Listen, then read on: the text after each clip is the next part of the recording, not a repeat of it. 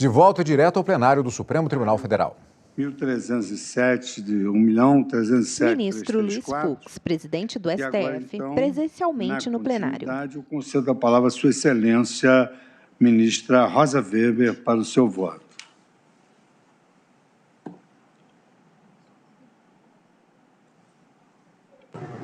Uma boa tarde a todos. Cumprimento Vossa Excelência, senhor presidente, a ministra Carmen Lúcia, os eminentes Ministra Rosa Weber, vice-presidente do STF, está numa sala onde ao fundo há uma estante larga de madeira clara, um quadro à esquerda e muitos livros, além da bandeira do Brasil. E, como sempre, trouxe um substancioso voto. Examina-se como visto um recurso extraordinário, paradigma do tema 1127 da repercussão geral, que versa sobre a penhorabilidade do bem de família de fiador em contrato de locação comercial. E esse exame, em se tratando de recurso extraordinário, já destacou com muita propriedade o eminente ministro Edson. O plenário discute se é constitucional a penhora de bem de família de fiador em contrato de locação comercial. Eu já me posicionei a respeito do tema, como lembrou o ministro Alexandre, no sentido da impenhorabilidade do bem de família do fiador em contrato de locação comercial, em acórdão lavrado nos autos do recurso extraordinário 605.709, de que fui redatora designada. Naquele feito, de relatoria do eminente ministro Dias Toffoli, houve um pedido de vista do ministro Luiz Roberto Barroso, que, quando trouxe a vista, terminou por acompanhar o eminente relator. Coube-me abrir a divergência, louvando-me, inclusive, em fundamentos que eu reputei muito sólidos, que foram trazidos em parecer da Procuradoria-Geral da República, da lavra do Dr. Odim Brandão. E fui acompanhada, na oportunidade, por Vossa Excelência, ministro Fux, e também pelo ministro Marco Aurélio. Eu, no meu voto escrito, e eu vou fazer apenas um resumo, eu transcrevo a ementa deste acordo, né, que esse recurso extraordinário foi julgado não sob o regime da repercussão geral, ele era anterior. Esse acórdão não chegou a transitar em julgado, porque a decisão monocrática do ministro Celso de Mello, que inadmitiu os embargos de divergência contra ele manejados, foi posteriormente reconsiderada pelo eminente ministro Nunes Marques, que, ante o reconhecimento da repercussão geral deste tema, 1127, determinou a devolução dos autos ao Tribunal de Origem para a adoção do rito da repercussão geral após o término do julgamento deste paradigma. Eu recordo brevemente a fundamentação que esgrimi na oportunidade, a compreensão de que a dignidade da pessoa humana e a proteção à família exigem que se ponham ao abrigo da constrição e da alienação forçada determinados bens, à luz da nossa Constituição Federal, que conferiu ao direito à moradia estatura constitucional. Cuida-se, repiso, de direito fundamental social. E é isso o que ocorre com o bem de família do fiador destinado à sua moradia, cujo sacrifício, com a vênia dos que pensam em sentido contrário e que têm visão de mundo diversa da minha, pode ser exigido a pretexto de satisfazer o crédito, não pode ser exigido a pretexto de satisfazer o crédito de locador de imóvel comercial ou de estimular a livre iniciativa.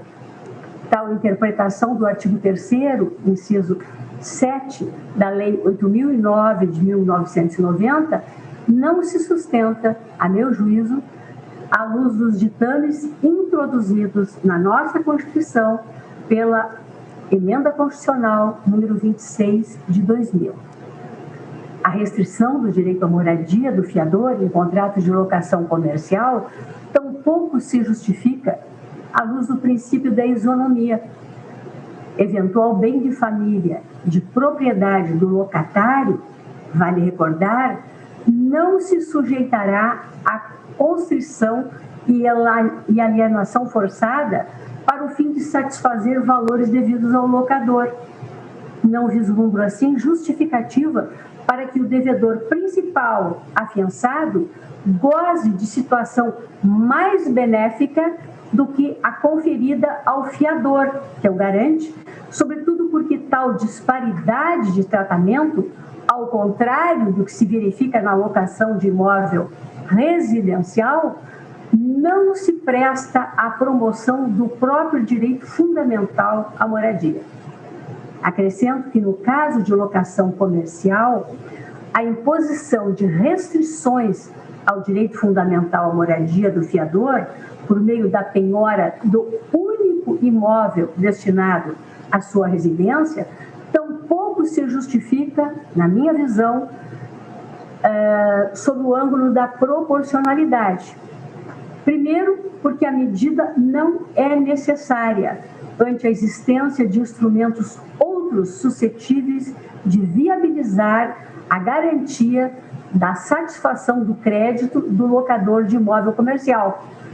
Em pauta, recurso extraordinário 1307334. José Fernando Neuper contra Renato Gil do Primazzi Júnior, Assessoria Comercial EPP. Em segundo lugar, porque conjecturas meramente teóricas sobre a dificuldade ou a onerosidade na prestação de outras modalidades de garantia ou ainda sobre empecilho na obtenção de fiadores com mais de um imóvel, não legitimam, segundo compreendo, o sacrifício do direito fundamental à moradia em nome de projetada promoção da livre iniciativa. Considerações a respeito da autonomia da vontade e da liberdade contratual do fiador, igualmente, na minha visão, não podem relegar a segundo plano a necessidade de observar os limites estabelecidos em normas de ordem pública, de natureza cogente, voltadas à promoção de outros valores constitucionalmente protegidos. Eventual desestímulo à livre iniciativa que decorra da afirmação da impenhorabilidade do bem de família do fiador em contratos de locação de imóvel comercial não se reveste de envergadura suficiente para suplantar a necessidade de observância do direito constitucionalmente assegurado à moradia enquanto desdobramento da própria dignidade da pessoa humana e da proteção à família. E eu aqui me reporto expressamente aos artigos 1º, inciso 3 e 226, caput, da nossa lei fundamental. A imposição de limites à penhora de certos bens constitui conquista civilizatória endereçada a assegurar o mínimo existencial. Admitir a penhora de bem de família para satisfazer débito decorrente de locação comercial em nome da promoção da livre iniciativa redundaria, no limite, em solapar todo o arcabouço erigido para preservar a dignidade humana em face de dívidas. Em abono dessa perspectiva, a ministra Rosa Weber, vice-presidente do STF. Que leva em conta na solução do caso é o artigo 6º da Constituição da República, na redação que lhe foi dada pela Emenda Constitucional número 26 de 2000, de aplicação imediata, cujos termos relembro. São direitos sociais, a educação, a saúde, o trabalho, a moradia, o lazer, a segurança, a previdência social, a proteção à maternidade e à infância, a assistência aos desamparados na forma dessa Constituição. O plenário discute se é constitucional a penhora de bem de família de fiador em contrato de locação comercial. E 90 de 2015, respectivamente, alimentação e transporte ao rol dos direitos sociais enunciados neste artigo 6º, preservada sempre, realço, a alusão à moradia inaugurada com a Emenda Constitucional 26 de 2000. O direito à moradia, vale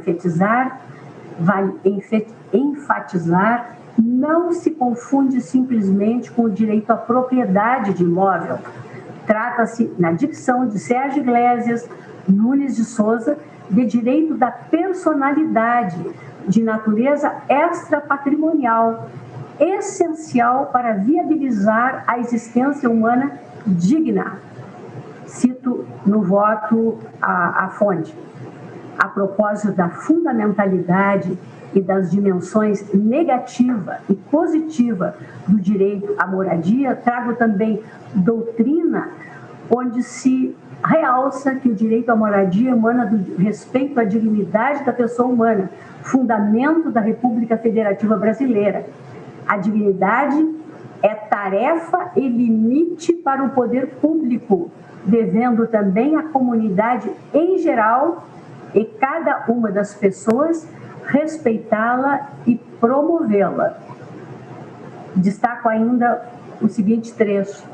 Em sua dimensão negativa ou defensiva, o direito à moradia traz consigo o direito de o Estado e os demais particulares respeitarem e não intentarem contra a moradia.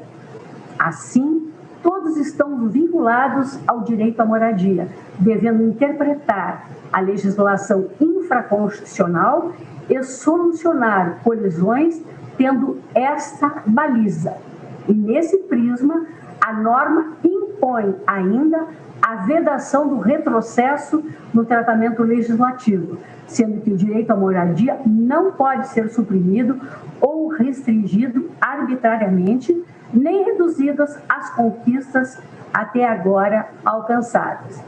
E quanto à dimensão positiva, ainda continuo na citação desse trecho doutrinário, se aponta que o direito à moradia implica um dever do Estado de editar normas jurídicas para efetivar o direito e de promover a satisfação do interesse mediante atuação judicial ou administrativa. Essa é a doutrina de Cláudia Honório, justamente em monografia sobre o tema, cito aqui a fonte com todos os dados pertinentes. Rememoro que a introdução, por força da Emenda Constitucional 26 de 2000, do direito à moradia no rol dos direitos sociais, do artigo 6º da Constituição, suscitou debate sobre a recepção dos diferentes incisos do artigo 3º da Lei 8.009 de 1990. E esses incisos, na atualidade, prevêem, e aí eu elenco no voto, as exceções à impenhorabilidade do bem de família e constando do inciso 7 do artigo 3º dessa lei de regência, como hipótese, a exclusão por obrigação decorrente de fiança concedida em contrato de locação. E esse inciso 7, já foi dito aqui, foi incluído pela Lei 8245 de 1991, ou seja, anterior à Emenda Constitucional 2006. Especificamente quanto ao artigo 3º, esse inciso 7 da Lei 8.009, incluído justamente por essa lei de 91, a tese da sua incompatibilidade com o direito à moradia e com o princípio isonômico orientou decisão monocrática do ministro Carlos Veloso, lá no recurso extraordinário 352.940, onde Sua Excelência numa decisão que eu aqui transcrevo, vou me eximir da leitura, conclui no sentido da não recepção deste preceito, justamente ao destaque de que o bem de família, que é a moradia do homem e sua família, justifica a existência de sua impenhorabilidade. E aí, ele citando a lei, ainda refere que essa impenhorabilidade decorre de constituir a moradia um direito fundamental. Posto isso, prossegue ele, veja-se a contradição.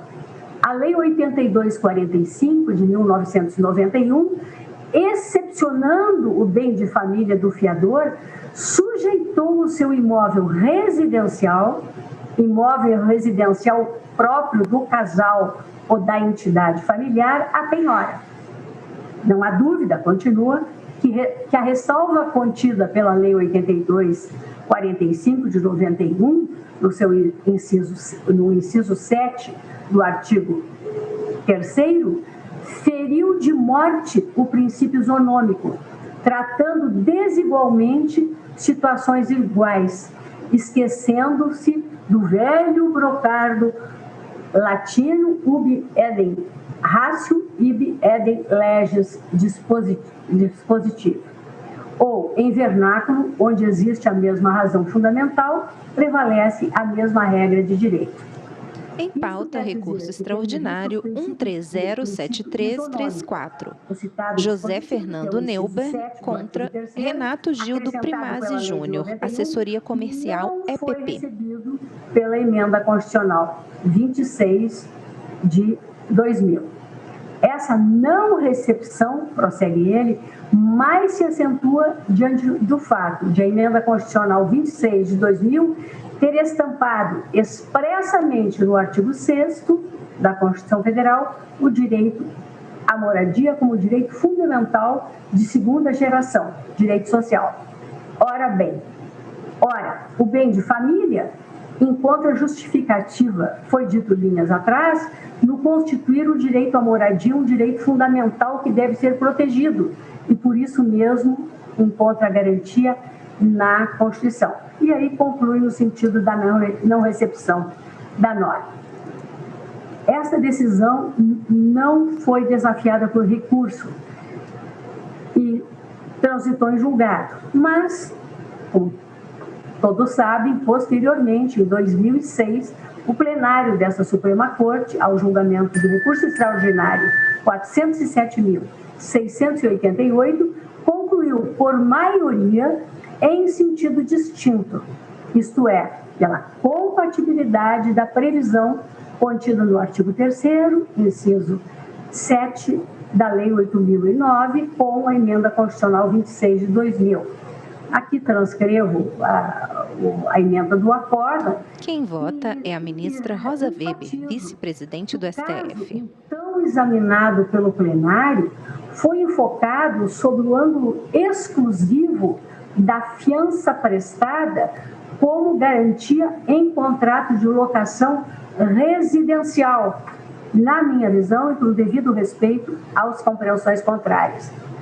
Esse aspecto, para mim, foi determinante para o juízo de aderência da penhora do bem de família do fiador à ordem constitucional, tomado em conta, nesta perspectiva, o impacto que eventual compreensão pela impenhorabilidade teria no mercado de locações residenciais e no correlato direito à moradia de potenciais locatários.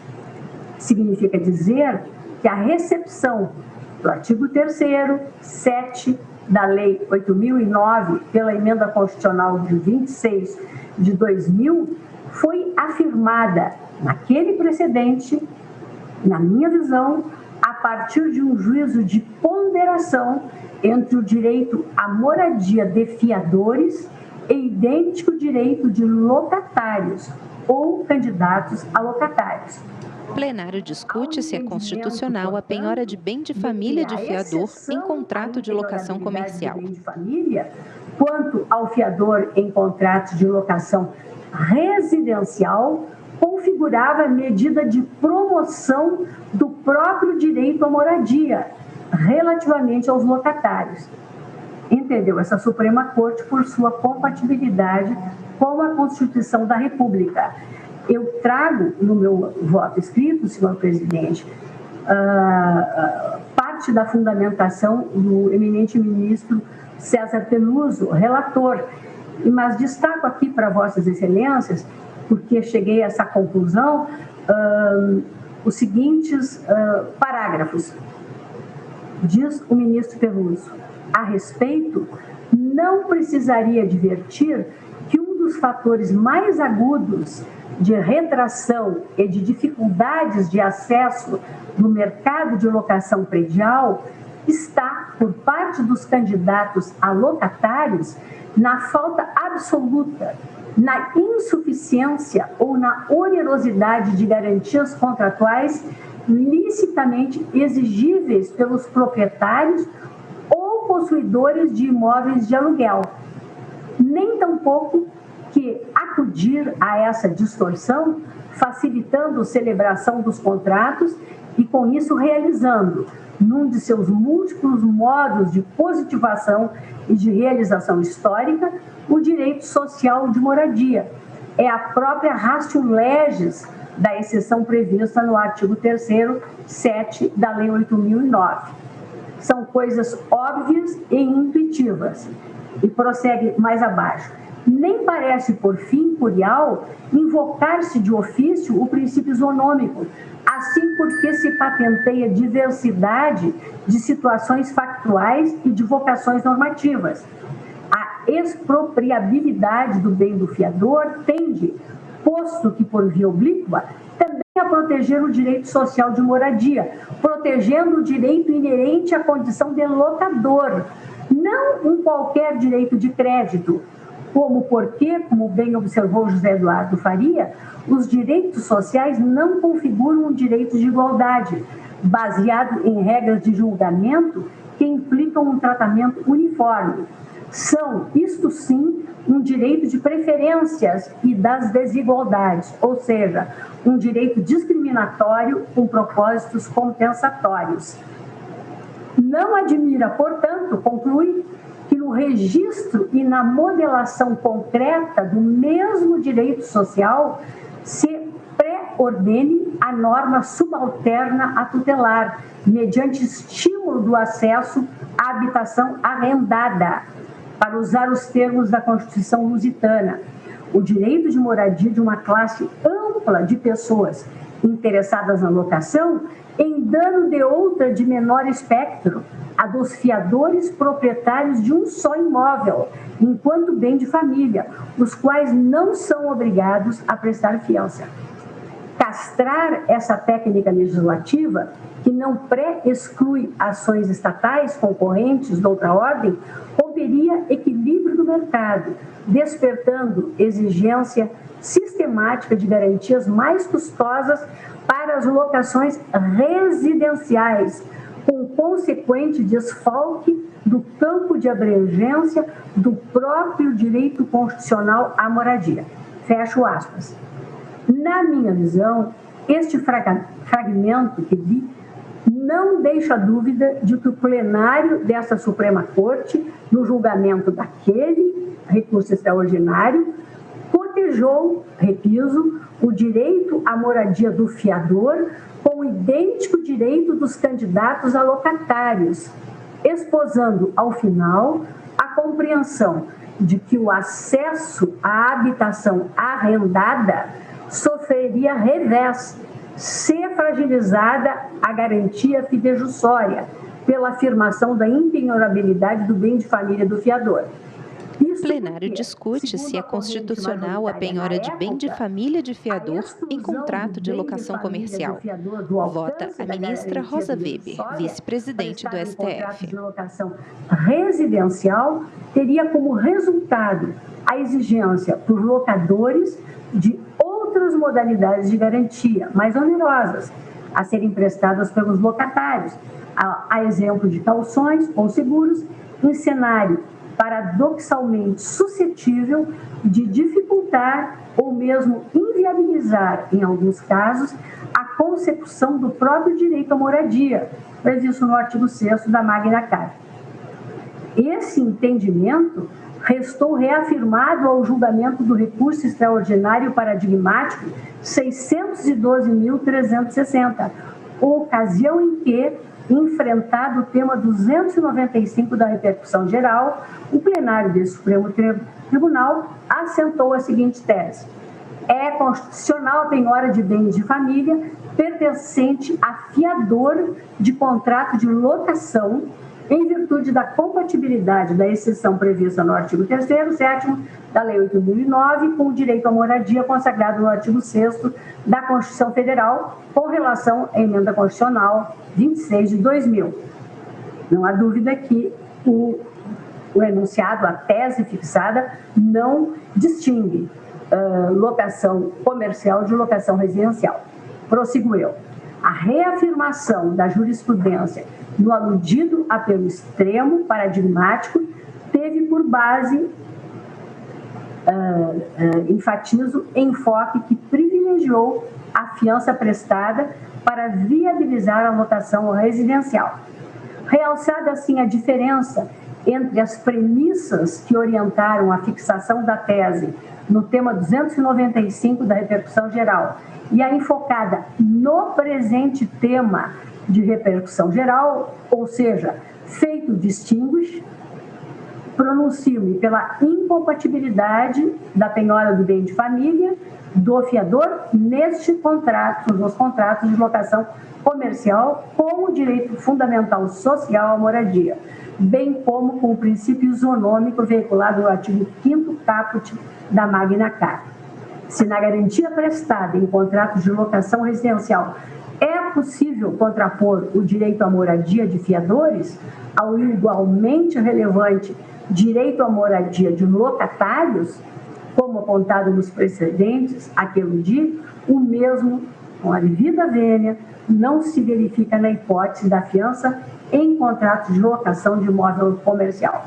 Provejo, pois, senhor presidente, feita essa síntese, o recurso extraordinário, acompanhando o voto, a divergência aberta pelo eminente ministro Luiz Edson Fachin e acompanhando ainda Sua Excelência na tese que propôs no sentido de ser impenhorável o bem de família do fiador, dado em garantia em contratos de locação comercial. É o voto, presidente. Muito obrigado, ministra Rosa Weber. Passo a palavra agora a Sua Excelência, o ministro Dias Toffoli, para o voto. Boa tarde, senhor presidente, senhoras ministras, senhores ministros, senhor vice-procurador-geral, doutor Humberto Jacques, senhoras e senhores advogados, servidoras, servidores. Ministro Dias Toffoli fala por videoconferência. Está numa sala de cortinas brancas ao fundo. Minha posição é conhecida desde 2014, quando do julgamento do recurso extraordinário 605.709, já referenciado no voto do eminente relator, ministro Alexandre de Moraes, que muito me honra com a citação. E pedindo vênia àqueles que divergem de Sua Excelência, eu mantenho a posição externada naquele recurso extraordinário e farei juntada de voto acompanhando o eminente relator, ministro Alexandre de Moraes, com as vênias dos que divergem. É como voto. Muito obrigado, ministro Dias Toffoli. Ministra Carmen Lúcia, como vota a Vossa Excelência?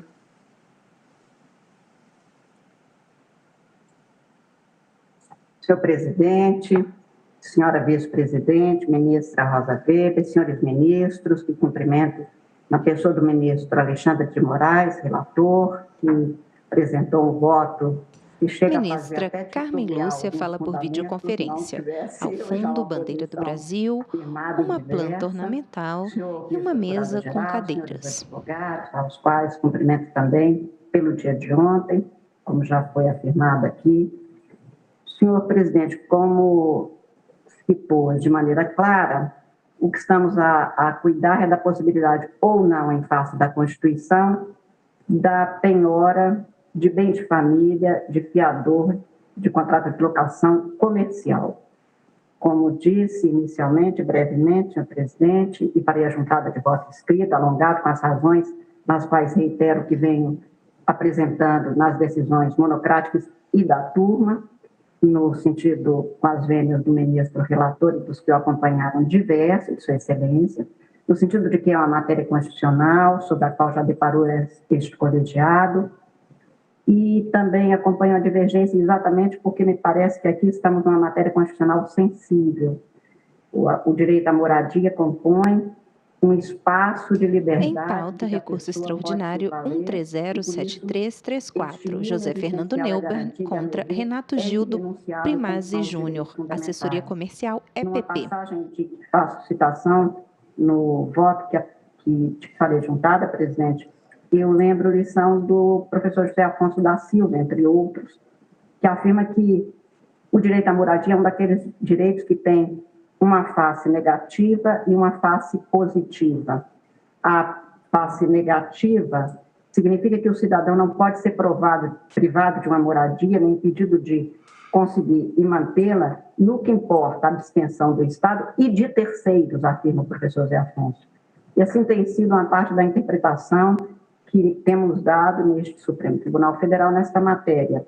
Eu lembraria, e apenas rapidamente, como estou votando, presidente, que numa passagem que a ministra Rosa Weber, como eu, gostamos tanto da Grande Prêmio de Literatura Svetlana, ao cuidar de como eram as famílias no período tirânico, eles só tinham um espaço dentro de casa para exercer alguma liberdade, que era a cozinha da casa onde ela relata. As pessoas podiam criticar, apoiar, rir e até chorar, sem serem tiranicamente coartados nisto que é bem de primeira necessidade, que é a liberdade. E a moradia se tornou um dos direitos sociais fundamentais, depois acrescentado formalmente, mas que já vinha espraiado em diversos dispositivos da Constituição da República desde a sua apresentação originária, exatamente porque é o espaço físico no qual se garante o exercício de uma liberdade plena. Por isso a moradia tem este fator determinante para a fundamentalidade de todos os direitos. Não tenho dúvida, o ministro Alexandre de Moraes, no seu belíssimo voto, aprofunda a questão do consentimento para fazer o desdobramento disso em princípios que são muito caros e que conformam o sistema constitucional, tais como a livre iniciativa, a atuação contratual com autonomia, mas por isso mesmo é que eu lembro que essa mesma autonomia da vontade, o ministro Fachin lembrou aqui que esses conceitos são teoricamente alterados no curso da história e as definições nos sistemas jurídicos também se definem em função do que o ministro César Peluso lembrou no voto, naquele recurso extraordinário hoje tantas vezes citado e agora mencionado em parte pela ministra Rosa Weber, exatamente porque este direito à moradia como direito fundamental formalmente expresso na Constituição precisa de se compatibilizar a igualdade de condições com os direitos de outras pessoas, como que também lembrado em mais de uma situação, o direito do próprio signatário do contrato, que o signatário de bem de família nem pode ser tocado, mas também porque nós estaríamos estabelecendo, por exemplo, a desigualação no cuidado constitucional, a vez que eu estou dando aqui apenas como foi feito desde o voto do ministro Alexandre de Moraes, relator, na ênfase constitucional da matéria. E parece que, além da falta de proporcionalidade, que também foi lembrada agora no voto da ministra Rosa Weber, também haveria aqui um comprometimento até do mesmo princípio da igualdade. Não singelamente posto, mas considerado exatamente o quadro jurídico processual aqui apresentado. Mas especialmente porque não acho que pode ser colocado em desvalia, como bem afirmado pelo ministro César Peluso no voto naquele precedente, de que estamos diante de uma realidade que trata de um cenário de efetividade plena de direitos que são fundamentais, mas aqui considerado o próprio mínimo existencial, sem o que nós não podemos cogitar de espaços físicos para o exercício das liberdades. E por isso eu sobreponho isso na hora de interpretar essa norma e mantenho, portanto, de todas as vênias, reitero ao ministro Alexandre de Moraes, pelo voto apresentado, pela coerência que dá aos argumentos e fundamentos expostos, e com todas as vênias, portanto, das compreensões contrárias, estou votando no sentido do provimento do recurso, senhor presidente, e também já votando na tese apresentada pelo ministro Edson Fachin, e com muito poucas diferenças,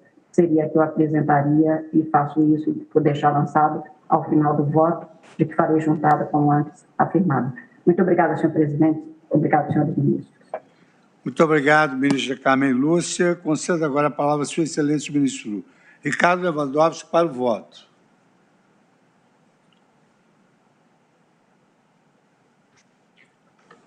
Boa tarde, senhor presidente. Cumprimento a todos os presentes na pessoa de Vossa Excelência. Senhor presidente, eu trago um voto relativamente alentado, mas farei um brevíssimo... O ministro Ricardo Lewandowski fala por videoconferência. Ao fundo, um quadro em tons terrosos na parede branca. Eu inicio meu voto, senhor presidente, tal como outros fizeram, lembrando o memorável julgamento do RE 605709 de São Paulo, cuja redatora para o acórdão foi a ministra Rosa Weber. E no qual a segunda turma assentou que o possível desestímulo à iniciativa privada diante da impenhorabilidade do bem de família do fiador não se reveste de envergadura suficiente para afastar o direito à moradia, enquanto, isto é muito importante, desdobramento dos princípios da dignidade humana e da proteção da família. Na sequência, senhor presidente, eu trago também à baila inúmeros julgados de ambas as turmas que se nortearam nesse mesmo sentido, inclusive de Vossa Excelência e vários meus na sequência daquele, repito, memorável julgamento. E, no fim do meu voto, eu quero pedir vênia para dizer que não me impressiona o argumento da autonomia da vontade e nem o da preservação da boa-fé objetiva, pois, como todos nós sabemos, existem circunstâncias na vida em que algumas pessoas são praticamente compelidas a prestar fianças e avais. Todos nós certamente conhecemos alguém de nossas relações que prestou fiança ou aval ou a amigos ou a familiares em dificuldades financeiras, para logo depois enfrentar dissabores indesejados. Ademais, também, como excediço, o direito protege os chamados hipossuficientes, a exemplo dos trabalhadores, dos consumidores, dos locatários e dos menores, dentre outros. O plenário discute se é constitucional a penhora de bem de família de fiador em contrato de locação comercial. Vota o ministro Ricardo Lewandowski. Daí a proteção que o direito lhes confere, uma proteção especialíssima. Ora, entre a proteção dos interesses do proprietário de um ou de mais imóveis, cuja pretensão se limita a receber o seu aluguel rigorosamente em dia, e o amparo de uma família, especialmente das crianças que a integram, que correm o risco de serem abruptamente privadas de seu local de moradia e impiedosamente lançados ao relento, sem dúvida nenhuma, eu me posiciono como juiz, até mesmo como um ser humano solidário ao lado desses últimos. E digo, senhor presidente, já concluindo, que, para mim, os constituintes de 1988, com toda certeza, não conceberam o direito de propriedade e o direito à livre iniciativa como valores hierarquicamente superiores ao direito à vida, particularmente ao direito a uma vida digna, no caso representado pelo direito de uma família não ser despojada do único imóvel que possui e em que reside. Direito esse que, para mim, a toda evidência, integra o mínimo existencial, hoje ciosamente protegido pelos ordenamentos jurídicos dos países civilizados.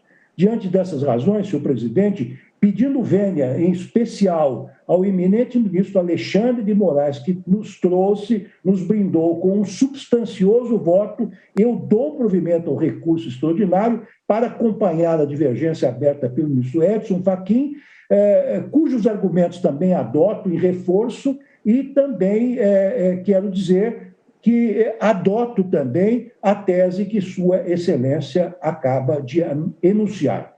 Esse é o meu voto, senhor presidente. Muito obrigado, ministro Ricardo Lewandowski. Ainda temos 3 votos para colher. E o horário, já chegamos ao horário regimental.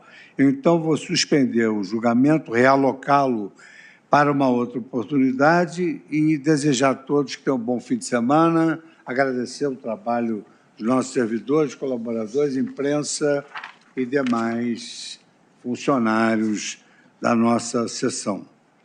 Então, bom fim de semana para todos. Está encerrada a sessão.